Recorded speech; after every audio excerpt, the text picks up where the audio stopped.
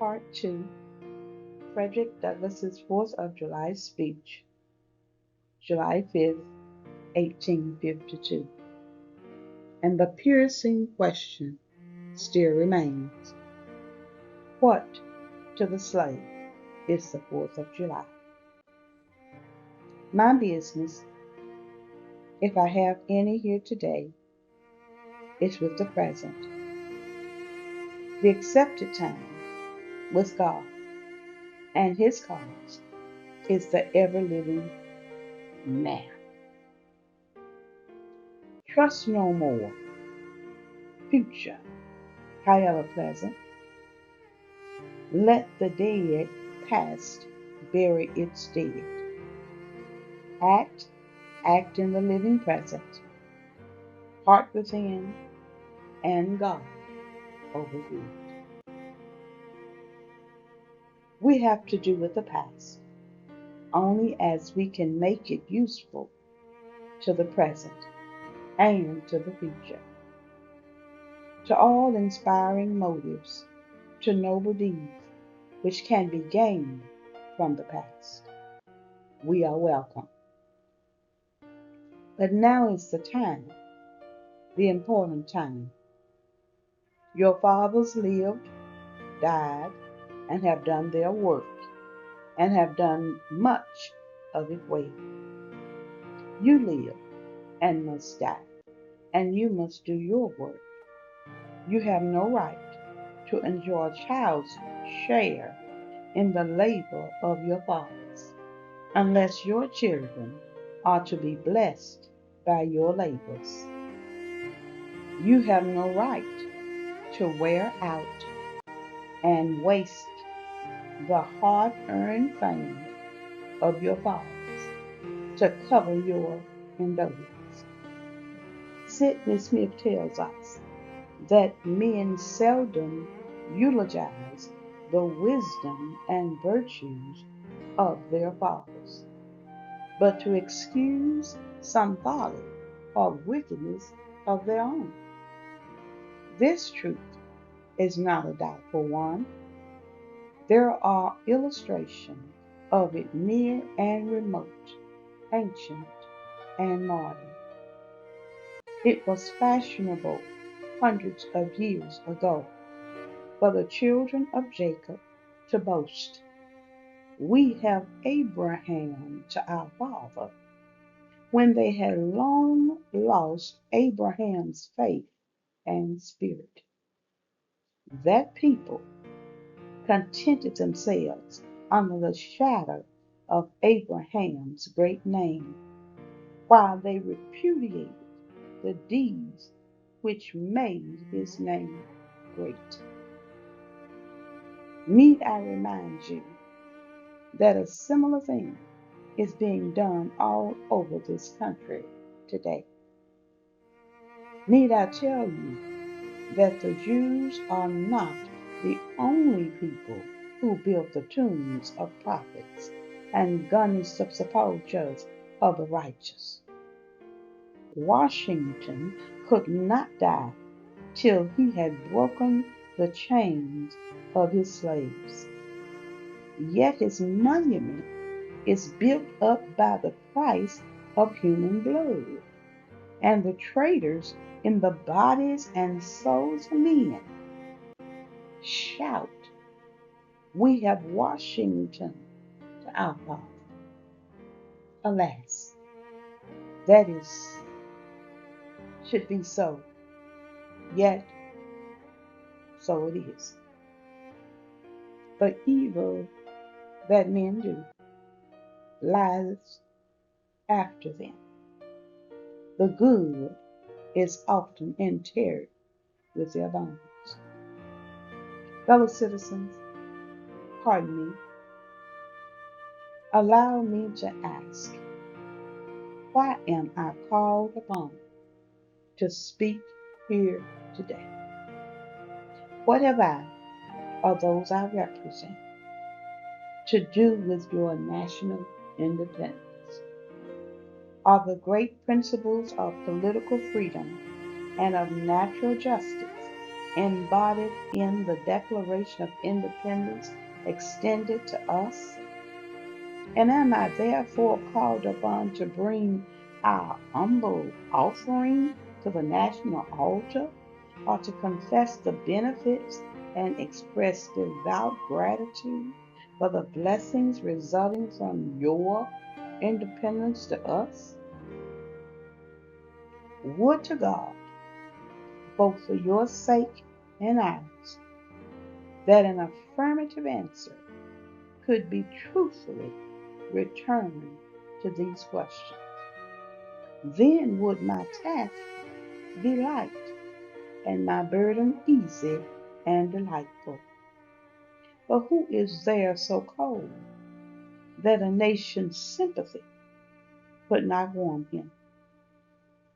Who so obdurate and dead to the claims of gratitude that would not thankfully acknowledge such priceless benefits? Who so stolid and selfish that would not give his voice to swell the hallelujahs of a nation's jubilee, when the chains of servitude had been torn from his limbs? I am not that man. In a case like that, the dumb might eloquently speak, and the lame man leap as a hart.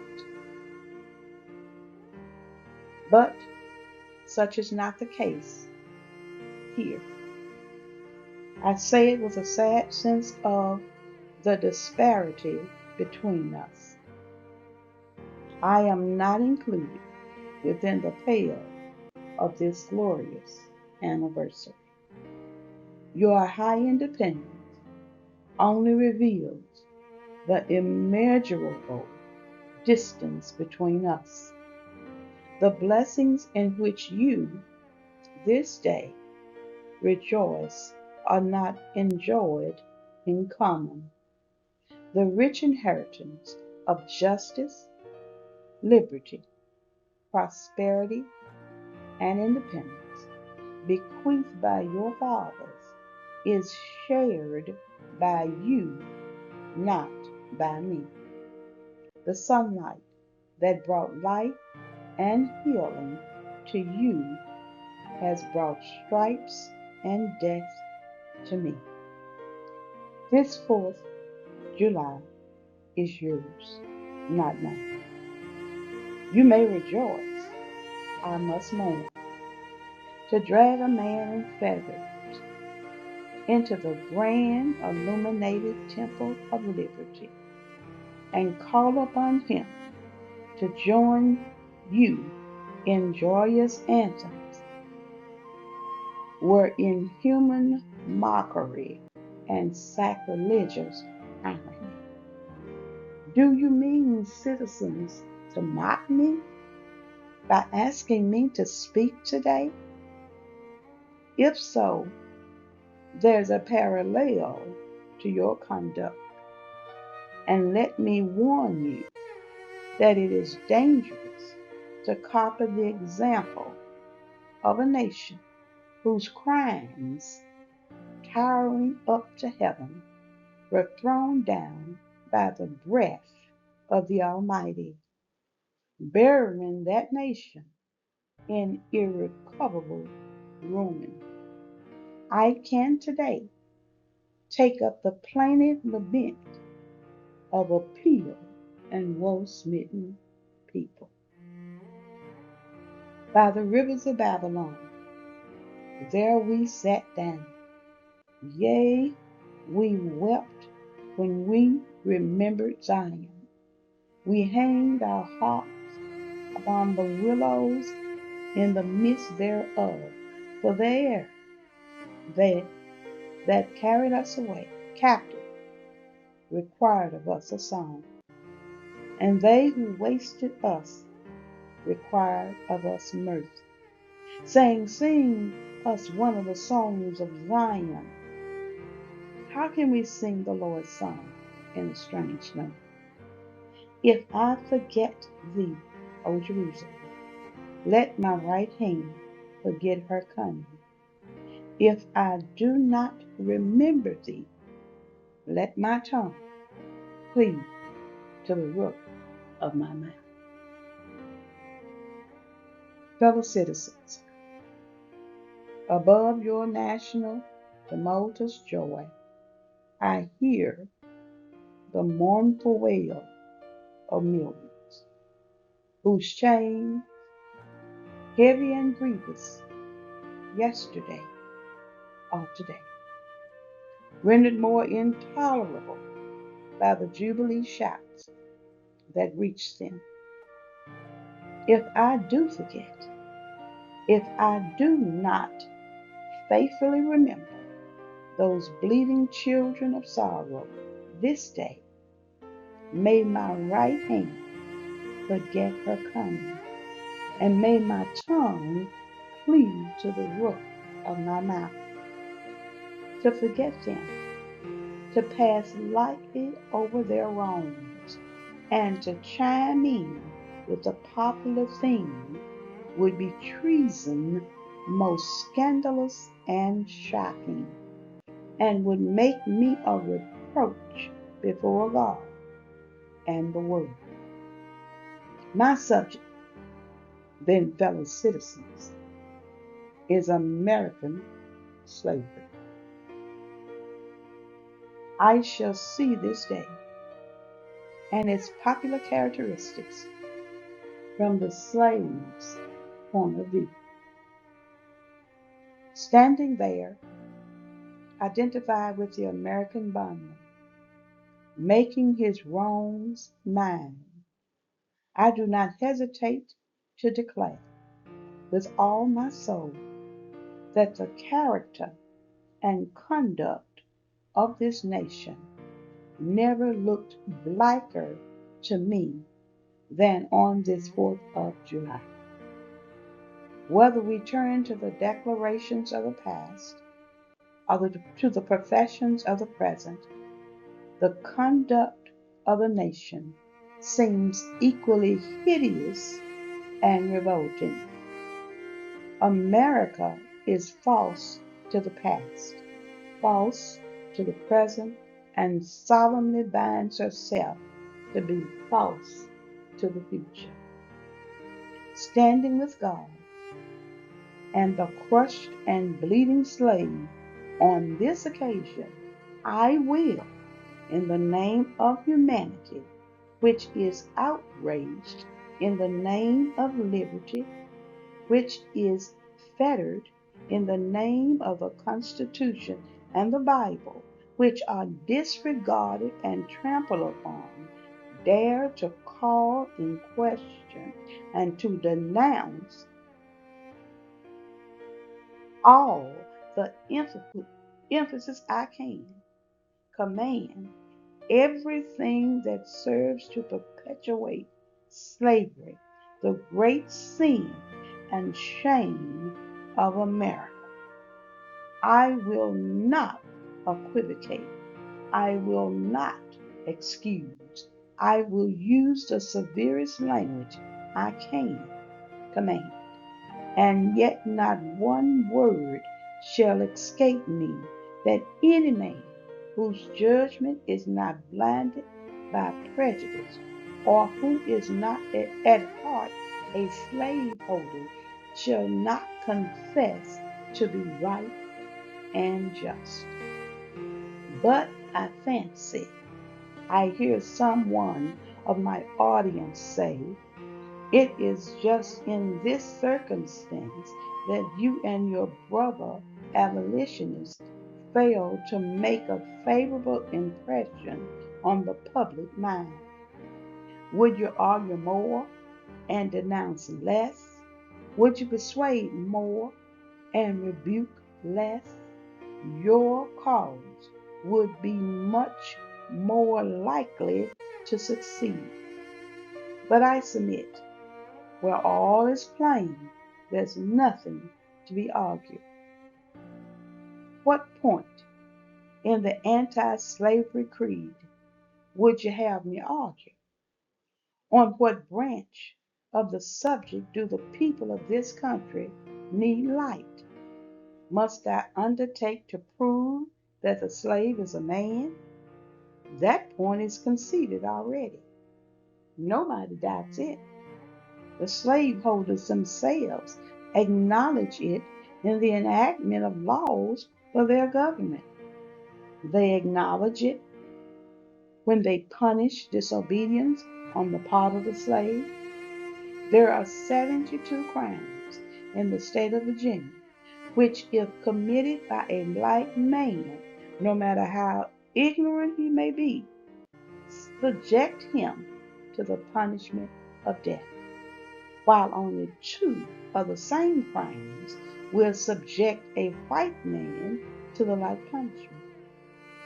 What is this but the acknowledgement that the slave is a moral, intellectual, and responsible being?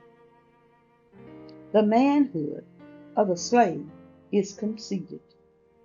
It is admitted in the fact that Southern statute books are covered with enactments forbidding, under severe fines and penalties, the teaching of the slave to read or to write. When you can point to any such laws in reference to the beasts of the field, then I may consent to argue the manhood of the slave.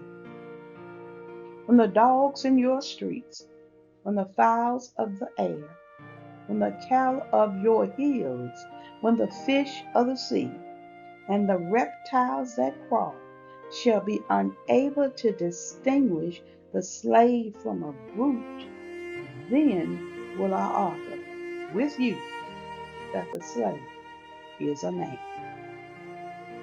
For the present, it is enough to affirm the equal manhood of the Negro race.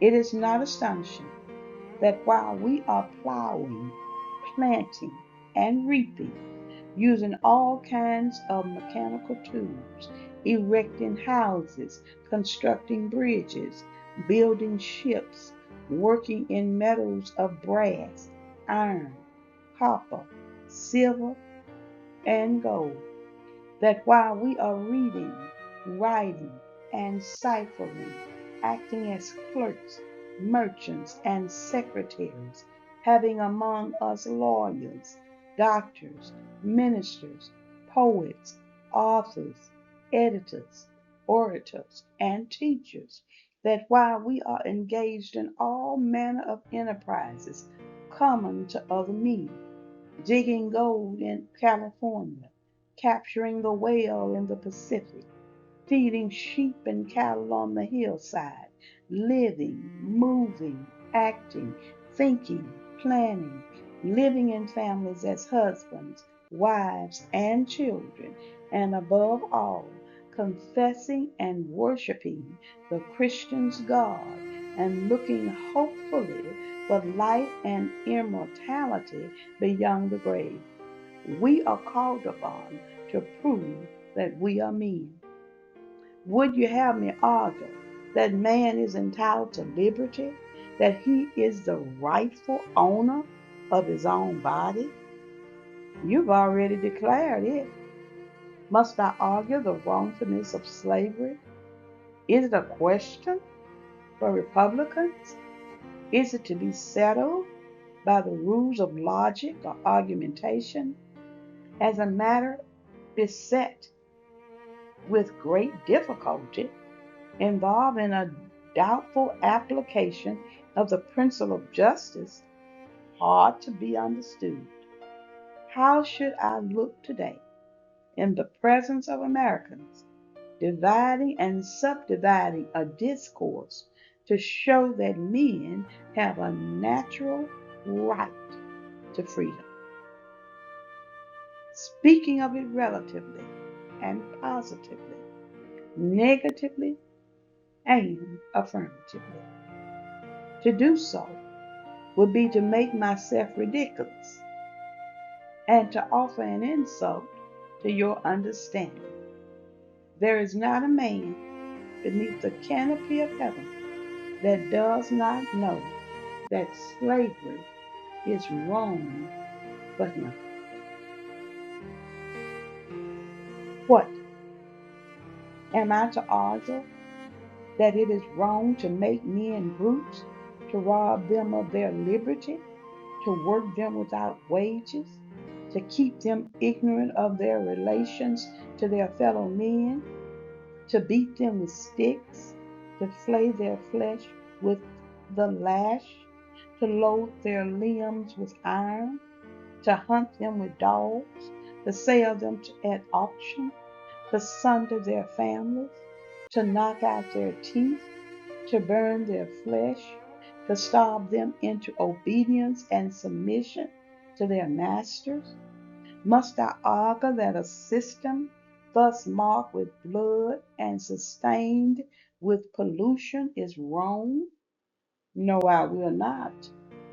I have better employment of my time and strength than such arguments would imply. What then remains to be argued? Is it that slavery is not divine, that God did not establish it, that our doctrines of divinity are mistaken? There's blasphemy in that thought. That which is inhuman cannot be divine. Who can reason on such a position that they I cannot? The time for such argument is past. At a time like this, scorching irony, not convincing argument, is needed. Oh, had I had the ability and I could reach the nation's ear, I would to this day pour out a fiery stream of biting ridicule, blasting reproach, withering sarcasm, and stern rebuke. But it is not light that is needed, but fire. It is not the gentle shower, but thunder. We need the storm, the whirlwind, and the earthquake. The feeling of the nation must be quickened. The conscience of the nation must be roused. The propriety of the nation must be startled. The hypocrisy of the nation must be exposed. And its crimes against God and man must be proclaimed and denounced. What to the American slave is your 4th of July? I answer, a day that reveals to him more than all other days in the year the gross injustice and cruelty to which he is the constant victim. To him, your salvation is a sham, your boasted liberty an unholy license, your national greatness a swelling vanity. Your sounds of rejoicing are empty and heartless. Your denunciations of tyrants, brass fronted impudence. Your shouts of liberty and equality, hollow mockery. Your prayers and hymns, your sermons and thanksgiving, with all your religious parade and solemnity, are to him mere bombast, fraud, deception, impiety, and hypocrisy, a thin veil to cover up crimes which would disgrace a nation of savages. There is not a nation on the earth guilty of practices more shocking and bloody than are the people of these United States at this very hour. Go where you may, search where you will. roamed through all the monarchies and despotisms of the old world, traveled through South America, search out every abuse, and when you have found the last, lay your facts by the side of everyday practices of this nation, and you will say with me that the revolting barbarity and shameless hypocrisy of America reigns without rival.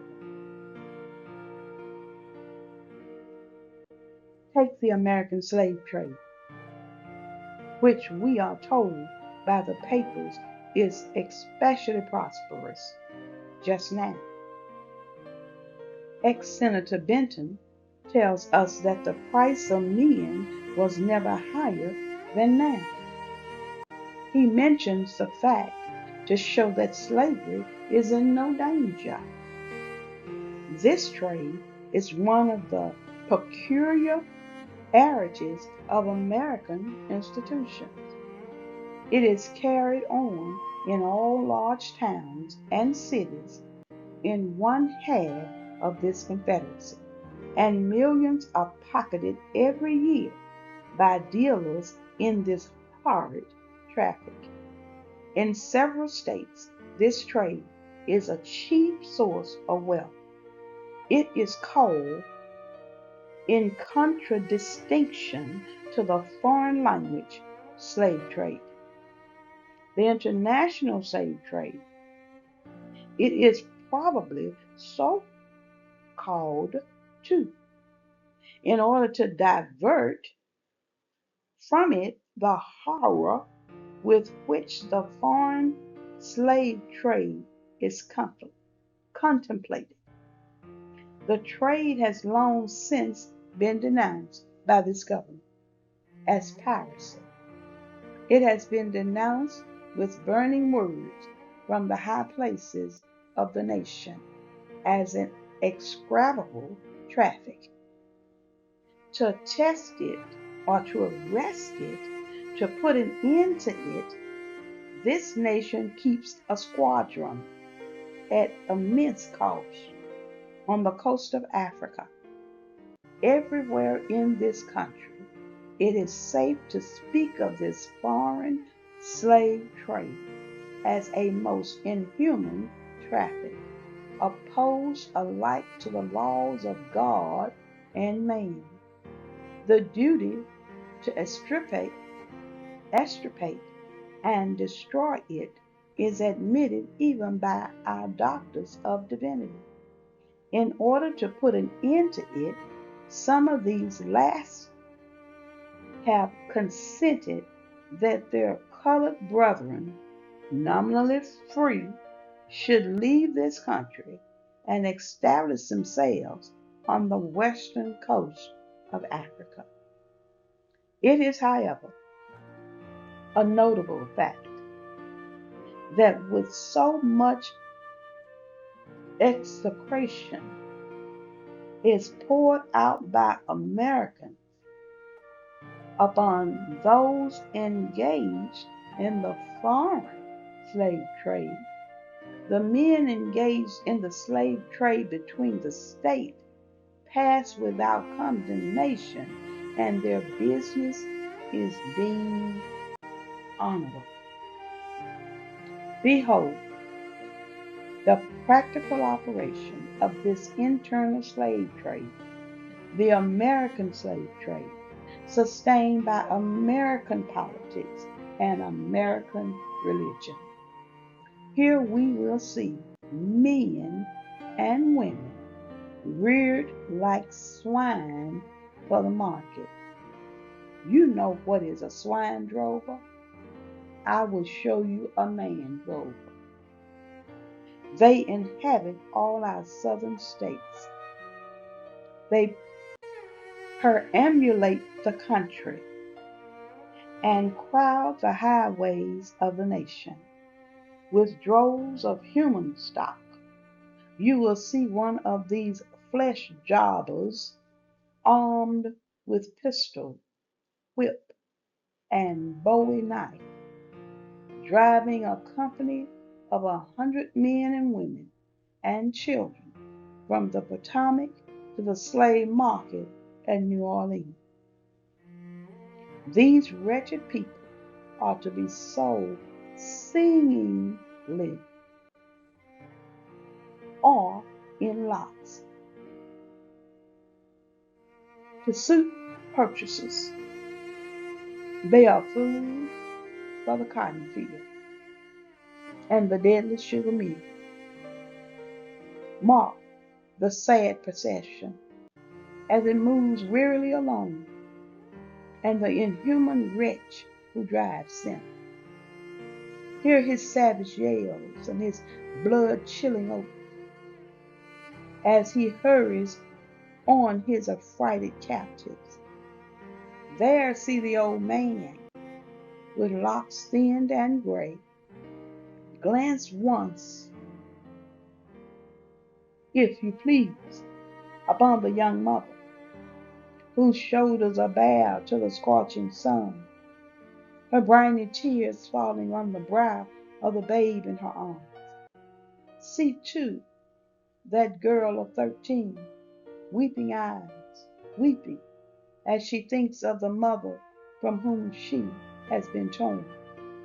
The drove moves tardily. Heat and sorrow have nearly consumed their strength. Suddenly you hear a quick snap, like the discharge of a rifle. The fetters clank, and the chain rattles simultaneously. Your ears are saluted with a scream that seems to have torn its way to the center of your soul. The crack you heard was the sound of the slave whip. The scream you heard was from the woman you saw with the babe. Her speed had faltered under the weight of her child and her chain. That gash on her shoulder tells her to move on. Follow this drove to New Orleans. Attend the auction. See men examined like horses. See the forms of women rudely and brutally exposed to the shocking gaze of American slave buyers. See this drove sold and separated forever, and never forget the deep, sad sobs that arose from that scattered multitude. Now tell me, citizens, where under the sun you can witness a spectacle more fiendish and shocking. Yet this is but a glance at the American slave trade as it exists at this moment in the ruling part of the United States. I was born amid such sights and scenes.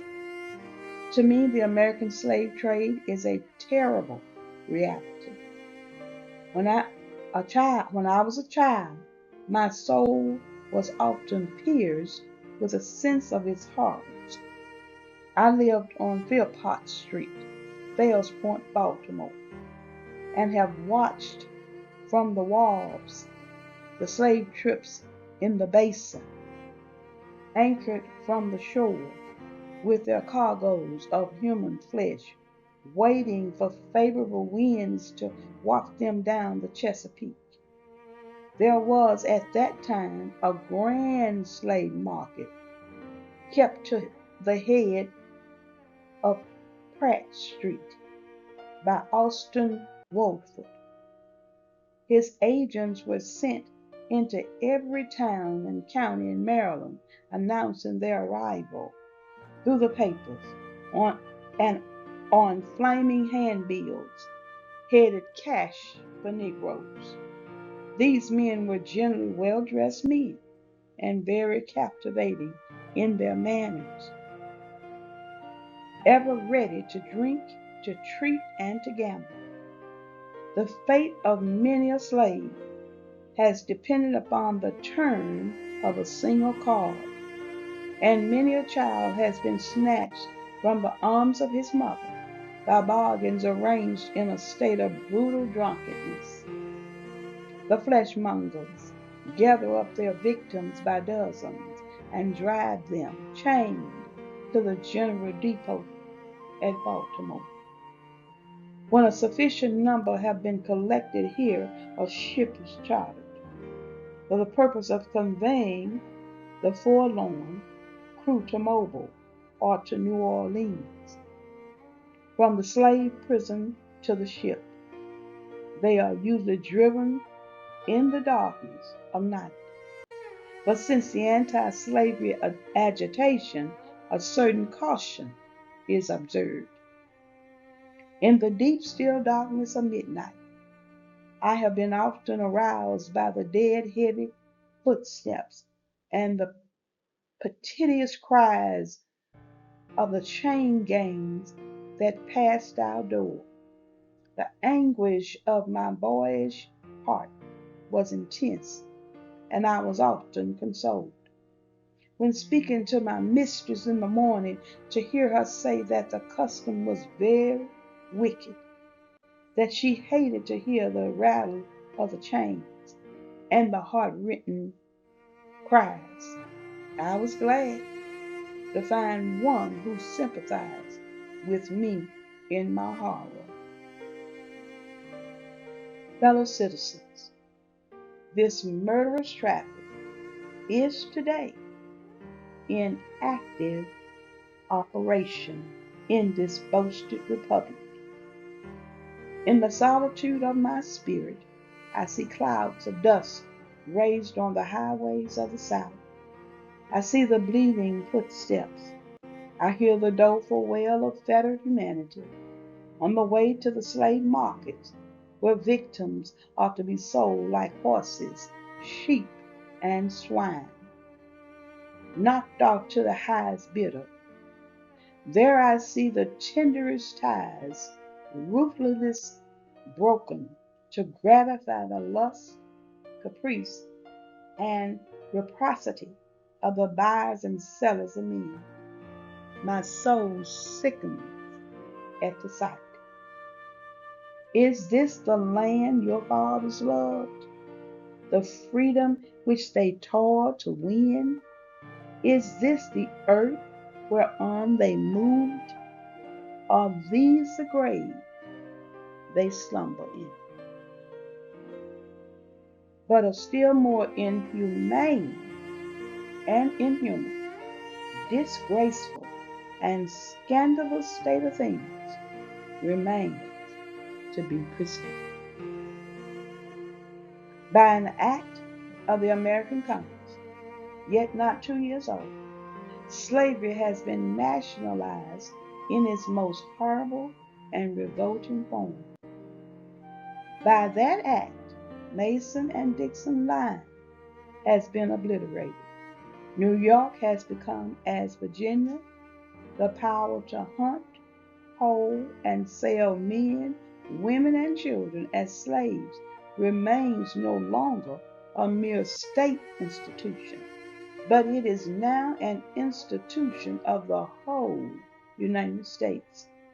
The power is coextensive with the Star-Spangled Banner and American Christianity. Where these go, may also go the merciless slave hunter. Where these are, man is not sacred.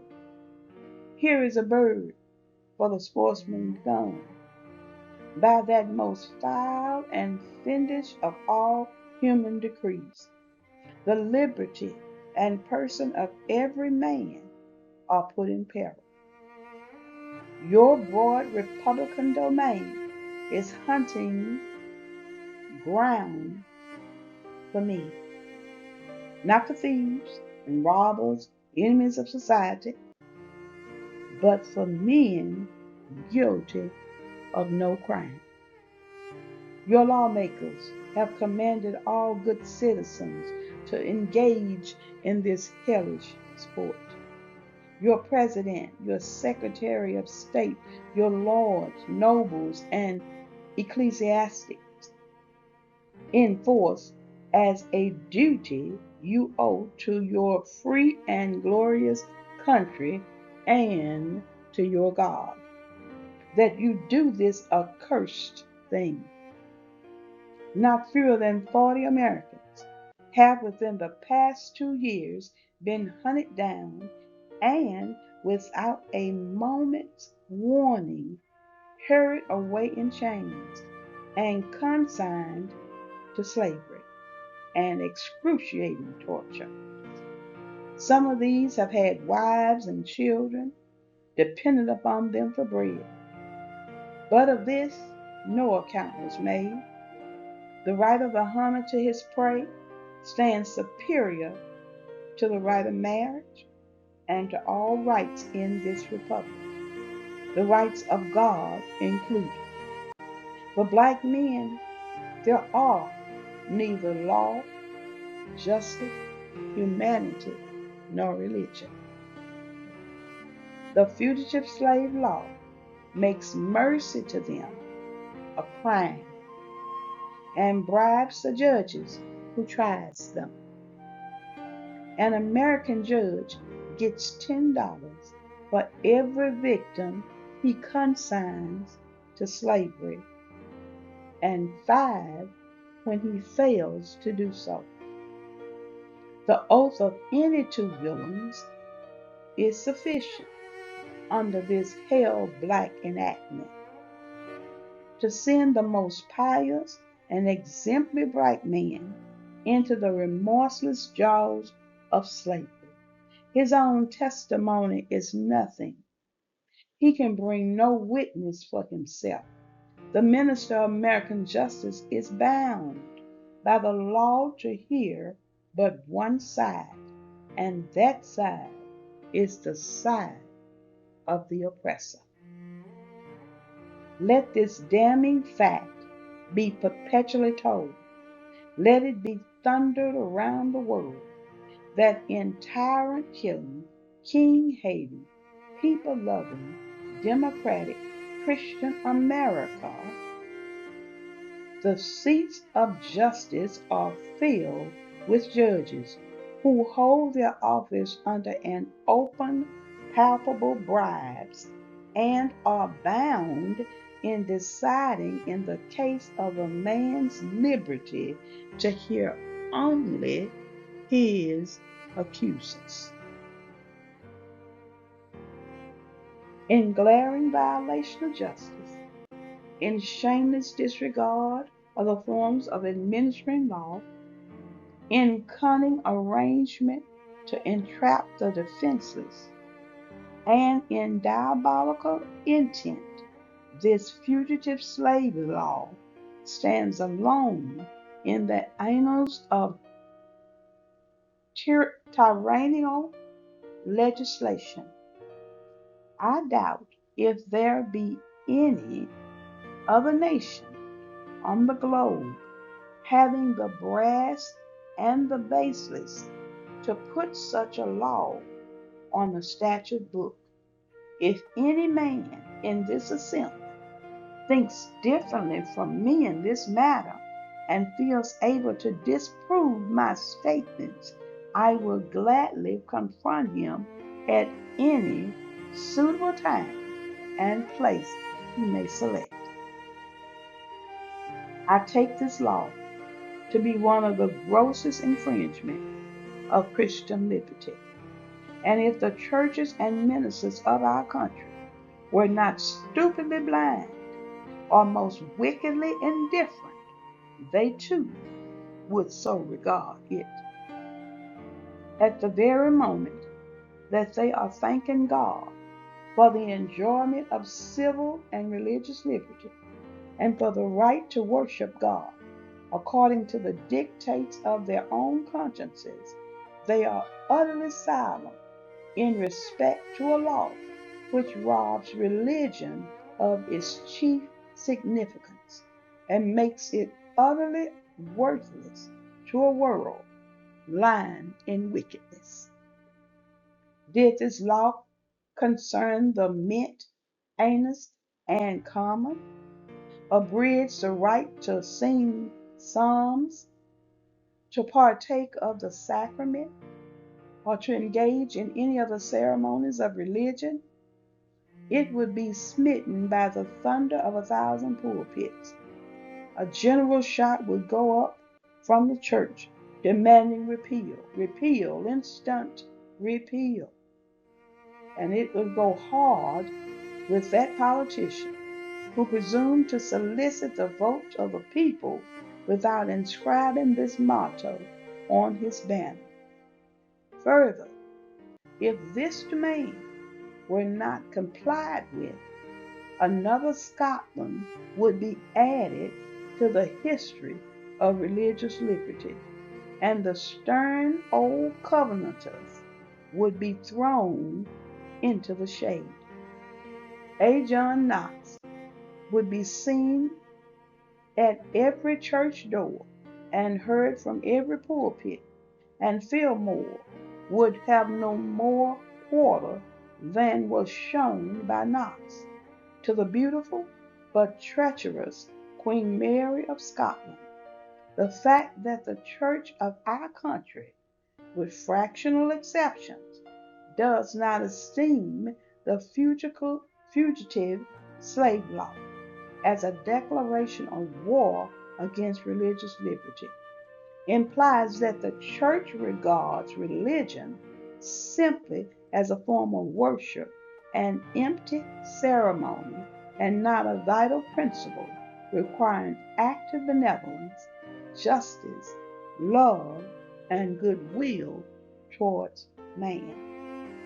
It esteems sacrifice above mercy, psalm singing above right doing, solemn meetings above practical righteousness, a worship that can be conducted by persons who refuse to give shelter to the houseless, to give bread to the hungry, clothing to the naked, and who enjoin obedience to a law forbidding these acts of mercy.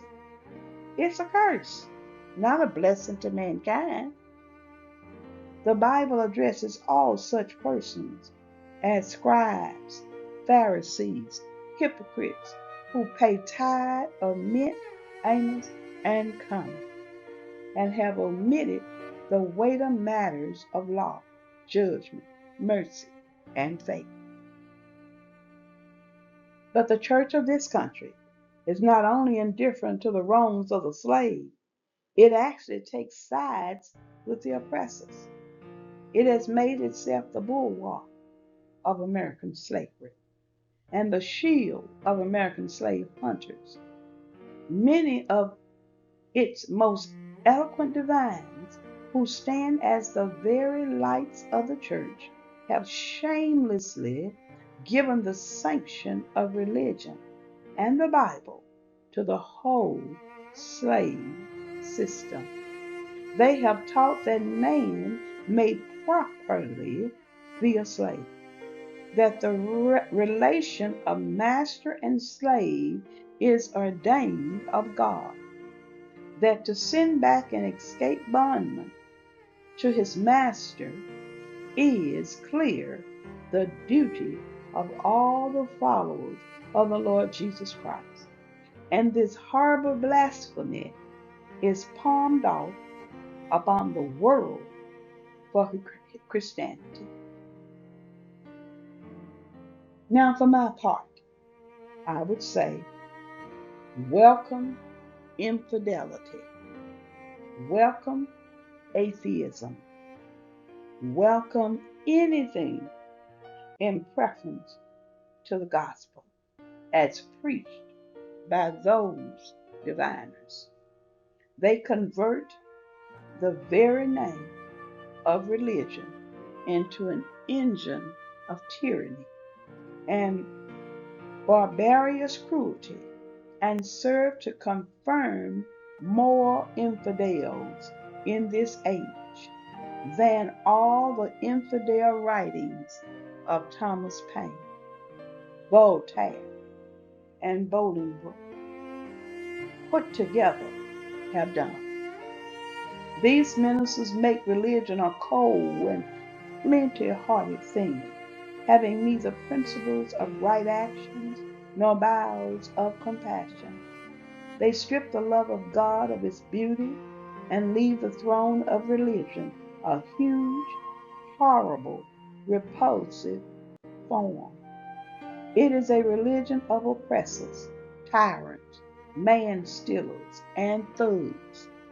It is not that pure and undefiled religion which is from above, and which is first pure, then peaceable, easy to be entreated, full of mercy and good fruits, without partiality and without hypocrisy, but a religion which favors the rich against the poor, which exalts the proud above the humble, which divides mankind into two classes, tyrants and slaves, which says to the man in chains, stay there, and to the oppressor, oppress on. It is a religion which may be professed and enjoyed by all the robbers and enslavers of mankind. It makes God a respecter of persons, denies his fatherhood of the race, and tramples in the dust the great truth of the brotherhood of man. All this we affirm to be true of the popular church and the popular worship of our land and nation, a religion, a church, and a worship, which on the authority of inspired wisdom we pronounce to be an abomination in the sight of God.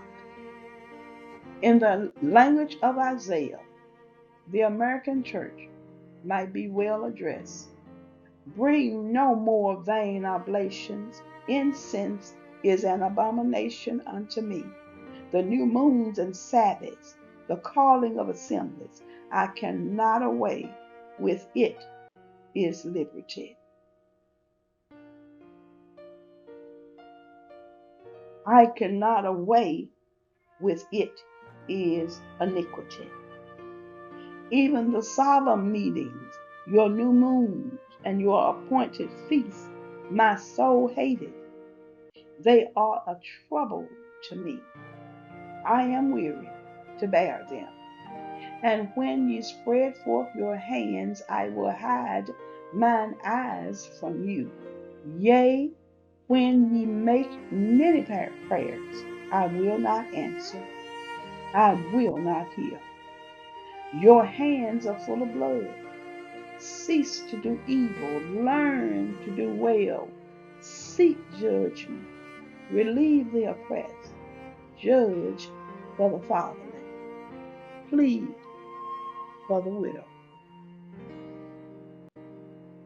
The American church is guilty when viewed in connection with it is doing to uphold slavery, but it is superlatively guilty when viewed in connection with its ability to abolish slavery.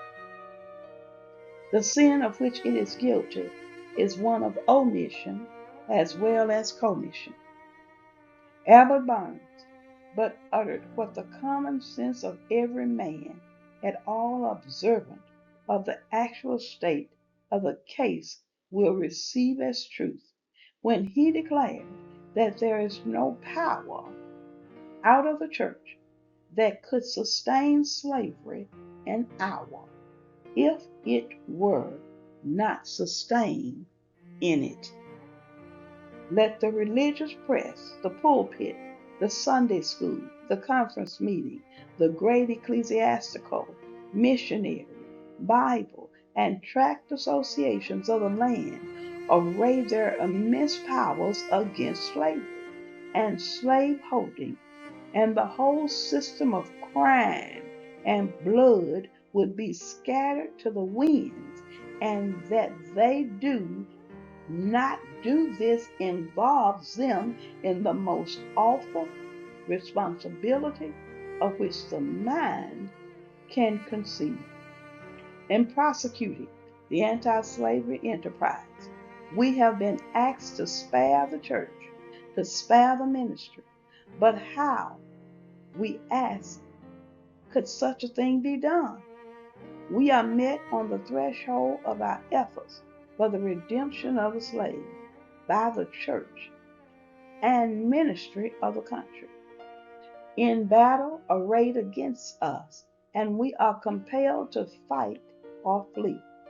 But what quarter, I beg to know, has proceeded a fire so deadly upon our ranks during the last 2 years as from the northern pulpit, as the champions of oppressors, the chosen men of American theology have appeared, men honored for their so-called piety and their real learning, the Lords of Buffalo, the Springs of New York, the Lathrops of Auburn, the Coxes and Spencers of Brooklyn, the Gannets and Shocks of Boston, the Deweys of Washington, and other great religious lights of the land, have in utter denial of the authority of Him by whom they profess to be called to the ministry, deliberately taught us against the example of the Hebrews and against the remonstrance of the apostles. They teach that we ought to obey man's law before the law of God. My spirit wearies of such blasphemy, and how such men can be supported as the standing types and representatives of Jesus Christ. It's a mystery which I leave others to penetrate. In speaking of the American church, however, let it be distinctly understood that I mean the great mass of the religious organizations of the land. There are exceptions, and I thank God that there are.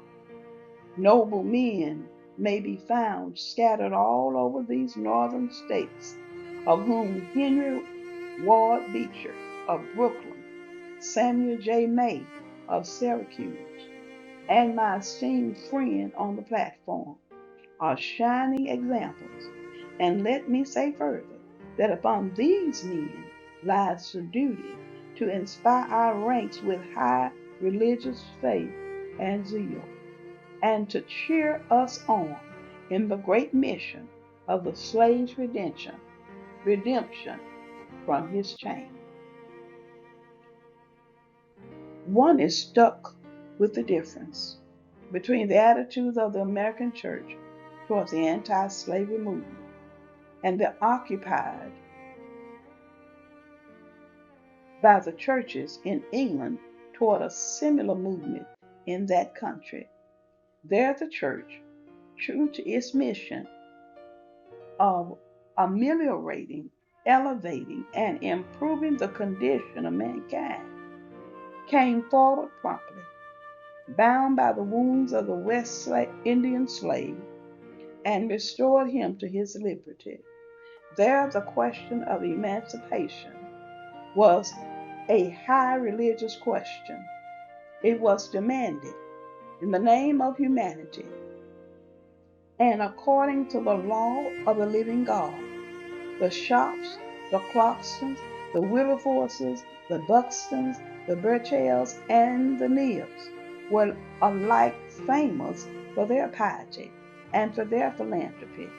The anti-slavery movement there was not an anti-church movement, for the reason that the church took its full share in prosecuting that movement. And the anti-slavery movement in this country will cease to be an anti-church movement when the church of this country shall assume a favorable instead of a hostile position toward this movement. Americans, your Republican politics, not less than your Republican religion, are flagrantly inconsistent. You boast of your love of liberty, your superior civilization, and your pure Christianity, while the whole political power of the nation as embodied in the two great political parties, is solemnly pledged to support and perpetuate the enslavement of 3 millions of your countrymen.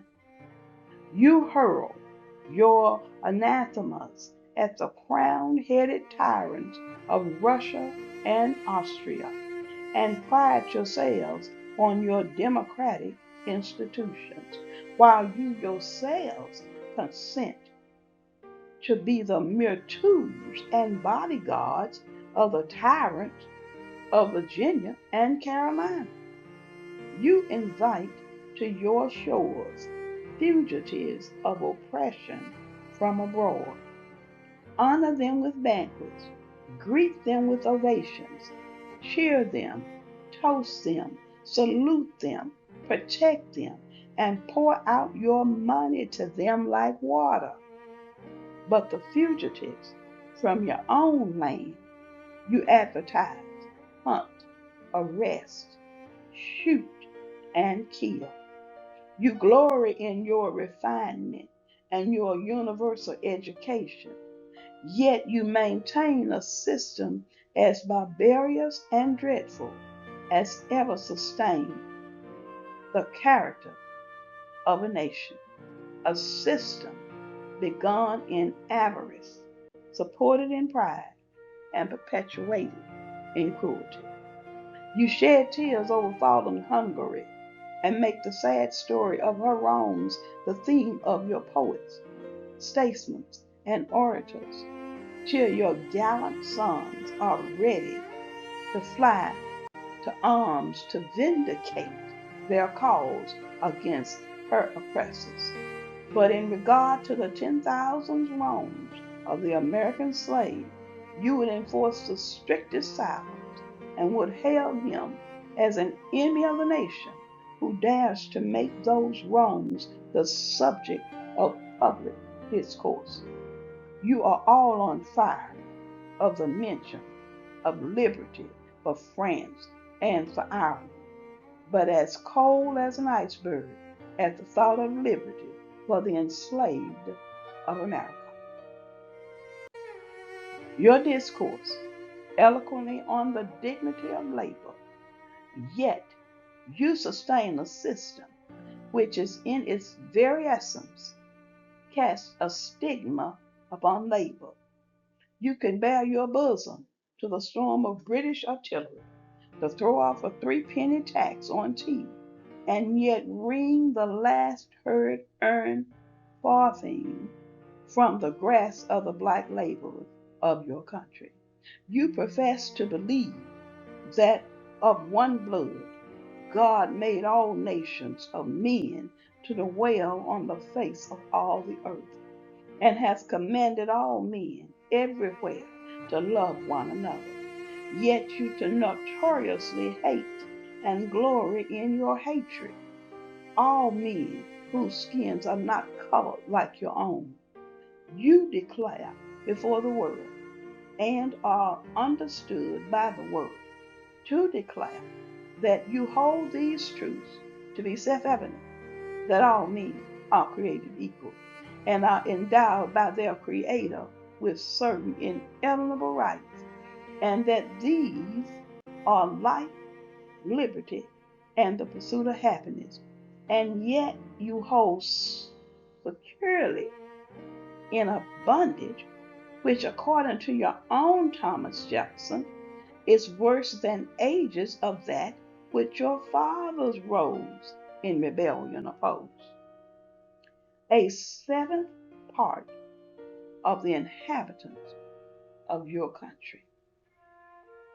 Fellow citizens, I will not enlarge further on your national inconsistencies. The existence of slavery in this country brands the republicanism as a sham, your humanity as a base pretense, and your Christianity as a lie. It destroys your moral power abroad. It corrupts your politicians at home. It saps the foundation of religion, makes your name a hissing and a byword to a mocking earth. It is the antagonistic force in your government. The only thing that seriously disturbs and endangers your union. It fetters your progress. It is the enemy of improvement, the deadly foe of education. It fosters pride. It breeds insolence. It promotes vice. It shelters crime. It is a curse to the earth that supports it, and yet you cling to it as if it were the sheet anchor of all your hopes. Oh, be warned, be warned. A horrible reptile is caught up in your nation's bosom. The venomous creature is nursing at the tender breast of your youthful republic.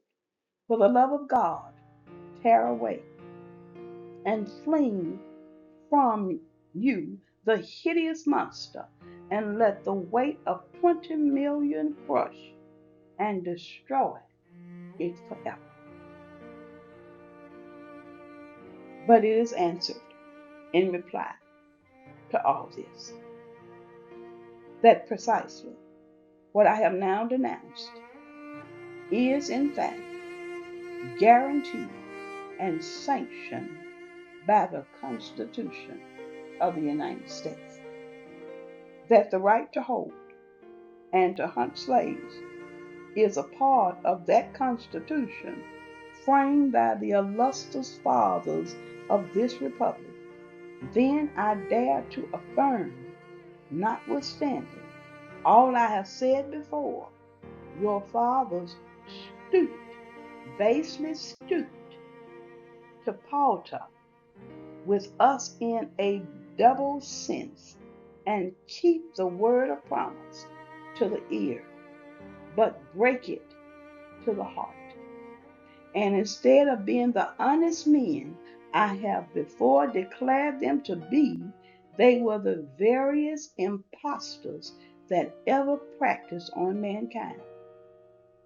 This is the inevitable conclusion, and from it there is no escape. But I differ from those who charge this baselessness on the framers of the Constitution of the United States.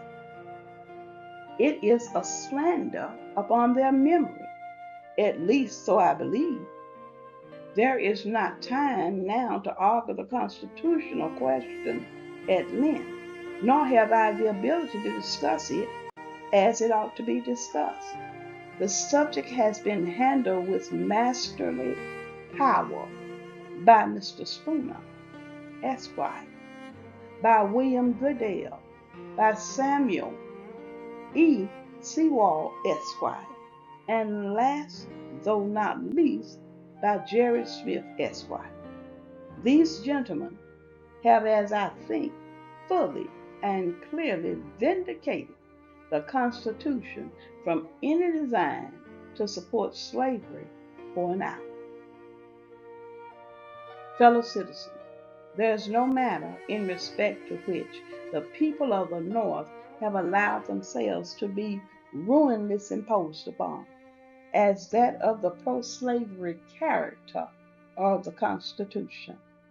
In that instrument, I hold, there is neither warrant, license, nor sanction of the hateful thing, but interpreted as it ought to be interpreted.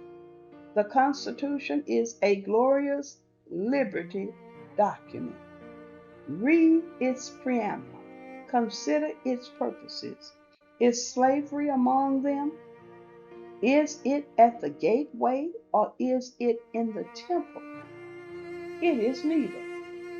While I do not intend to argue this question on the present occasion, let me ask if it be not somewhat singular that if the Constitution were intended to be, by its framers and adopters, a slave holding document, why neither slavery, slave holding, nor slave can be found anywhere in it?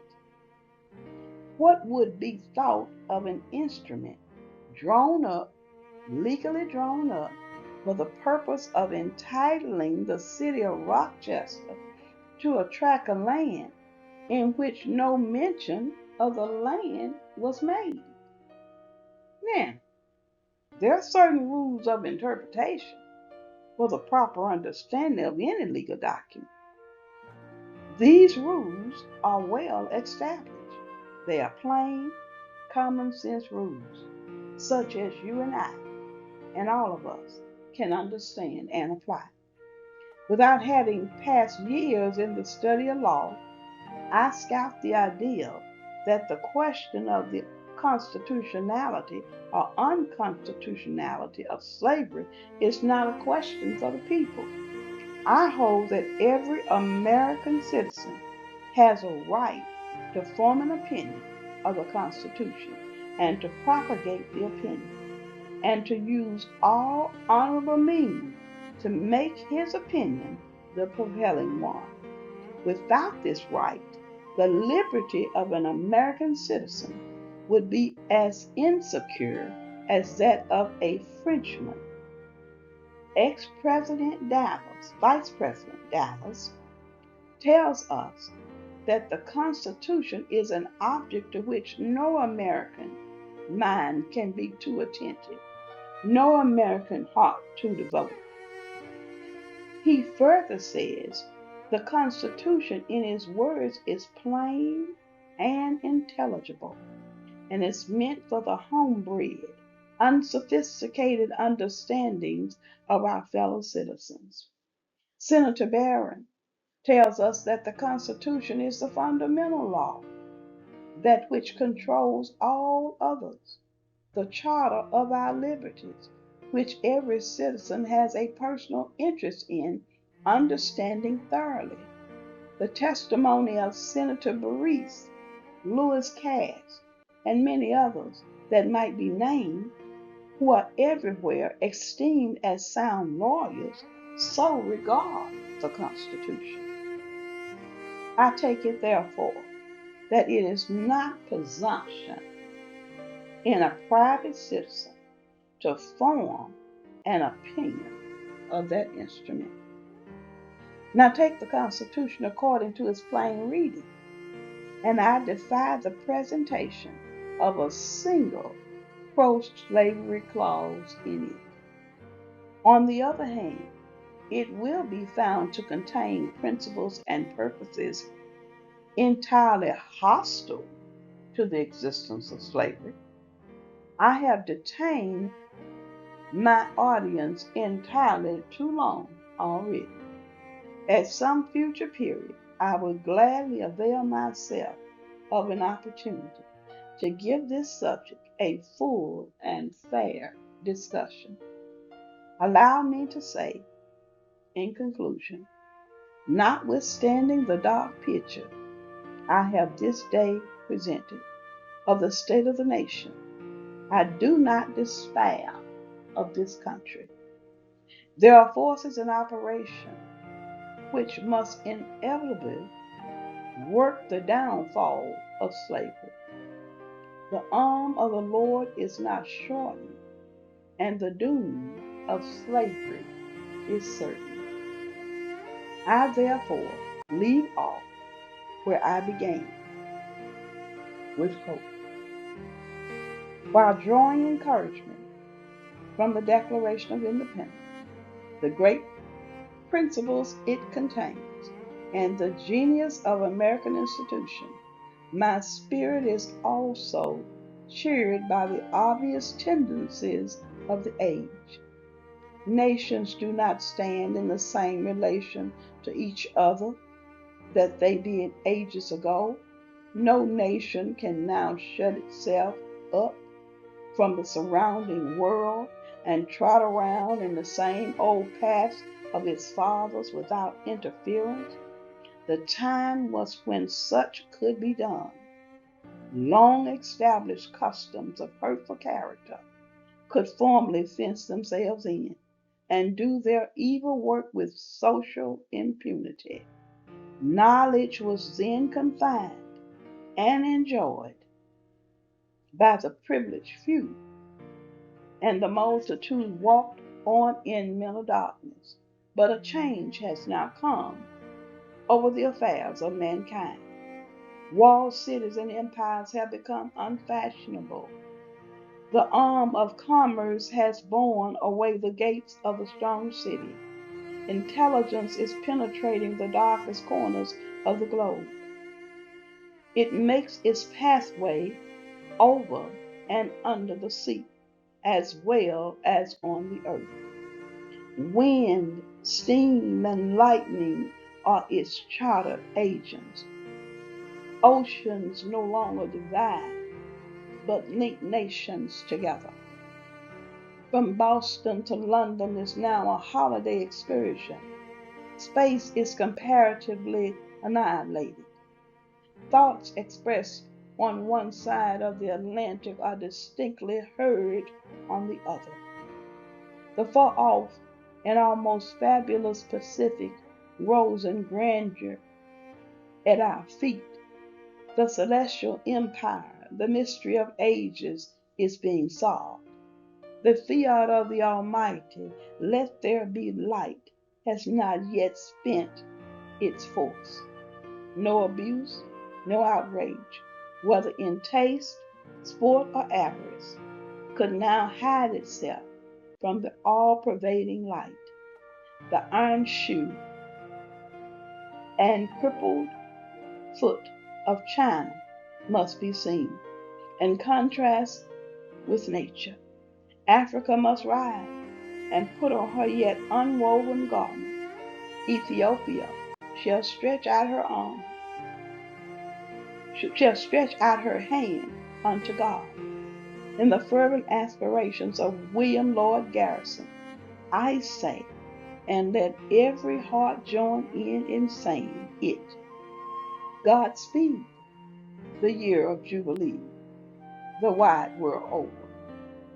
When from their galling chains set free, the oppressed shall vilely bend the knee and wear the yoke of tyranny. Like brutes no more. That year will come, and freedom's reign. To man his plundered rights again restored. Godspeed the day when human blood shall cease to flow, in every clime be understood the claims of human brotherhood, and each return for evil good, not back blow for blow. That day will come, all feuds to end, and change into a faithful friend each foe. Godspeed the hour, the glorious hour, when none on earth shall exercise a lordly power, nor in a tyrant's presence cower, but all to manhood's stature tower by equal birth. That hour will come to each, to all, and from his prison house the thrall go forth. Until that year, day, hour, arise with head and arm and hand I'll strive to break the rod and rend the guile, the spoil of his prey deprived. So witness heaven, and never from my chosen path, and never from my chosen post, whatever the peril or the cost be driven. Eternal God, our Father, we praise and bless you and thank you, God, for your goodness, kindness, love, and mercy. Thank you, God, for the intelligence, the excellence, the spirit, the heart of Frederick Douglass. Stir the hearts and spirits, God, of others. May others not be offended, but let their hearts be humbled and so changed to take this speech and look at this day And then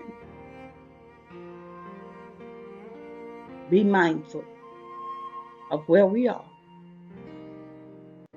and where it looks like we tend to be going. God bless.